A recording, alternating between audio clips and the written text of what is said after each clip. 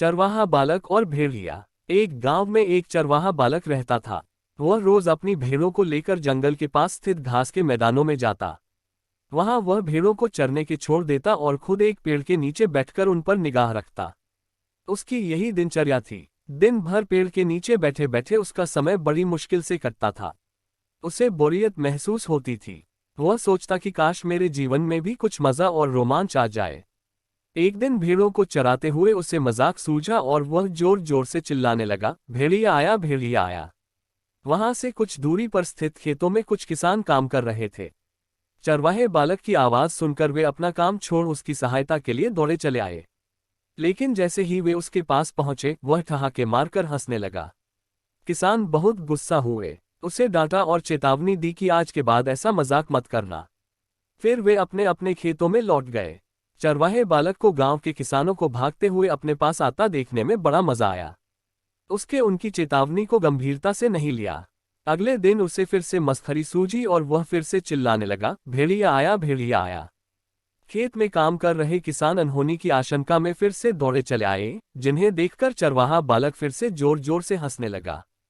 किसानों ने उसे फिर से डांटा और चेतावनी दी, लेकिन उस पर इसका कोई असर नहीं हुआ।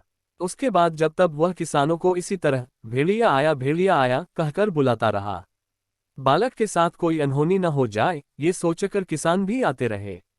लेकिन वे उसकी इस शरारत से बहुत परेशान होने लगे थे। एक दिन चरवाहा बालक पेड़ की छाया में बैठकर बांसुरी बजा रहा था कि सच में एक भेड़िया वहां आ गया। वह सहायता के लिए चिल्लाने लगा, भेड़िया आया, भेड़िया आया।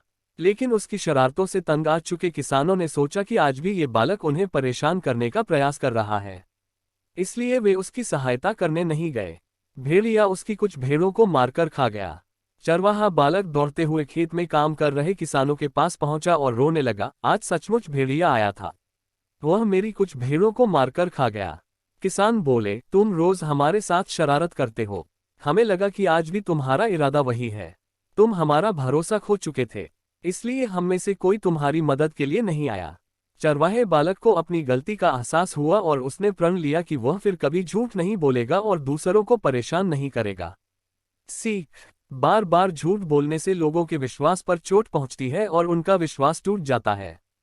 किसी का विश्वास पात्र बनना है तो हमेशा सच्चाई के साथ रहिए। ऐसे ही और नए वीडियो देखने के लिए हमारे चैनल को सब्सक्राइब करें।